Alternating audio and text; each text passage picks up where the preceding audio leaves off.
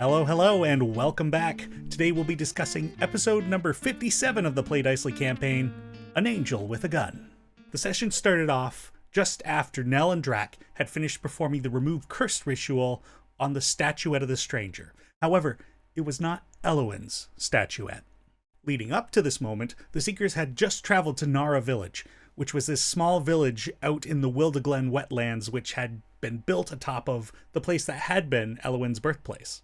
While visiting this village, they found this Goliath youth named Garson, who had somehow been cursed by the stranger on the material plane and had contracted lycanthropy as his curse. The people of Nara Village had no way to cure him of his lycanthropy, and so their only solution in their minds was to take him south to where he contracted lycanthropy and come back without him. That is to say, kill him. Understanding the plight of this young man and specifically how these curses ruin one's life, Elowin makes a promise to Garson that she is going to save him from this situation. And how, you might ask? Well, the very ritual that she intended to perform on her own statuette, which would break her curse, and failure in this ritual would mean that she would lose that chance, and Garson would possibly die. Coming back to the moment just after the ritual had been performed, the party finds themselves enveloped in darkness, which suddenly spreads out like a smoky fog. They suddenly find themselves in a dark and creepy forest with trees that have branches that are gnarled and grasping at the air, and faces hang from them like dried leaves. The Seekers now found themselves in the Fure Clay Forest, a dark forest on the plain of Fae, known as the Wilder. They quickly realized that Garson was also with them. However, he was curled up on the ground, shaking and lacking any of his facial features. Having just taken in the scenery, suddenly the smoky fog coalesced into a shadowy humanoid being with a conical head and branches that struck out at different angles like some demonic Elizabethan collar. And in the center of its featureless face, an eye opened up and was light, starkly standing out amongst the void of its body. A shadow of the stranger, a fraction of the power of the entity that had cursed Elowin, and they would have to fight it. The Seekers began to take action, but roughly the same time, Garson began transforming into his werewolf form and was clearly hostile.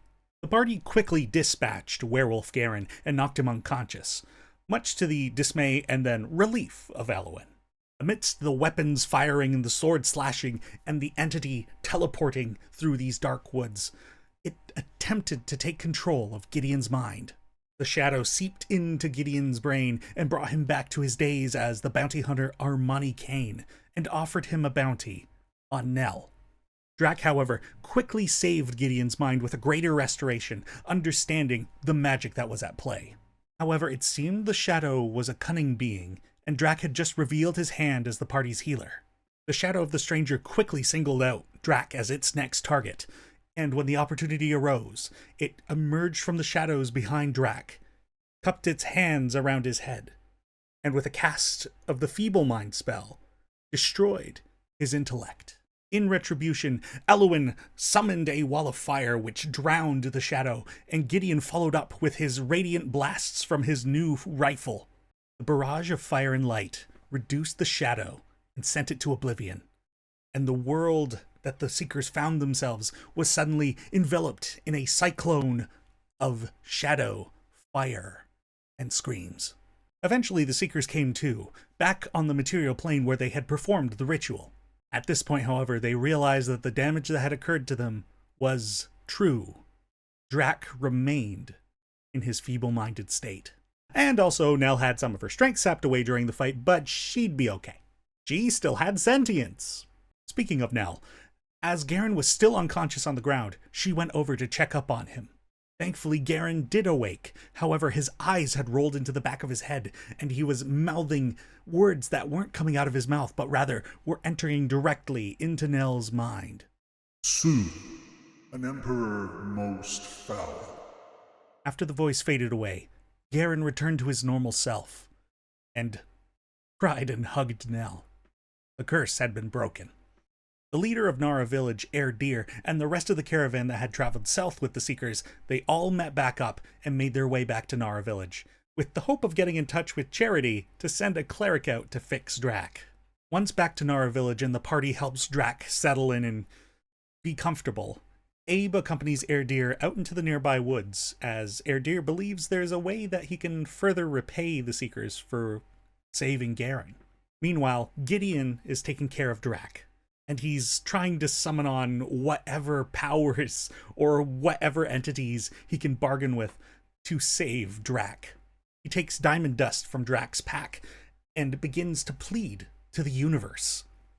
Taking the diamond dust and putting his hands to either side of Drac's head, his soul scar begins to glow, and Drac's mind is miraculously healed. However, despite being successful, Gideon was now reduced to a base version of himself. It seems that he has taken the feeble mind affliction from Drac and put it on himself. The rest of the party is, of course, surprised to find Drac just out and about and back to his normal self.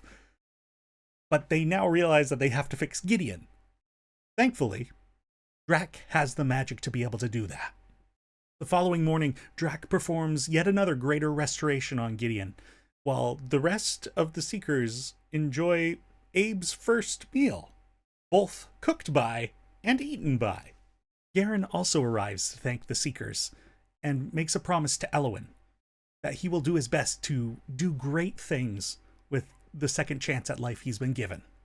After breakfast, Abe reveals that last night, while everyone else was dealing with Drac and Gideon, Abe had gone out to a clearing in the forest with Deer, and he'd been shown a pack of semi-domesticated griffins. Deer suggested that this wasn't a guarantee, but there was a chance that they might be able to persuade this pack of griffins to give them a ride to their next destination. However, the villagers have not ridden them themselves, so they weren't quite certain how that was going to go.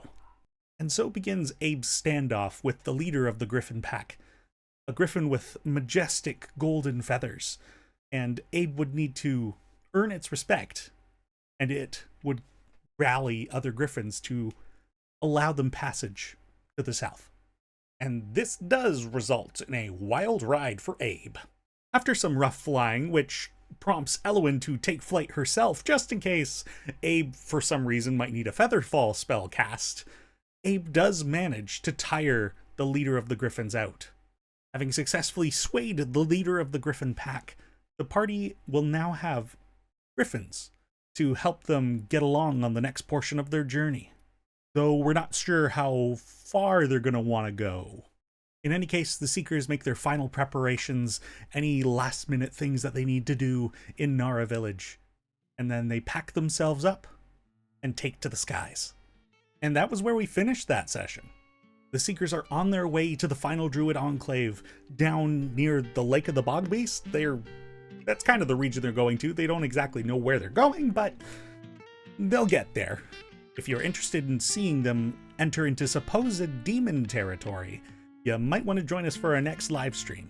And you might be wondering when that date would be. Well, that would be on Sunday, October 15th at 6 p.m. Eastern Standard Time. Go and subscribe ahead of time on the Play Dicely YouTube channel, and be sure to be there when we go live on Sunday. Also, folks, if you've been enjoying this campaign, please, if you could share with a friend who might like fantasy storytelling, or Dungeons & Dragons, or tabletop role-playing, what have you, or Lord of the Rings, or Critical Role, we would love to branch out, see more people, have more people come in. It's such a fulfilling opportunity for us to be here telling stories with you all, and we can't thank you enough. We look forward to seeing you this Sunday, and until then, may you always play dicely. Bye-bye.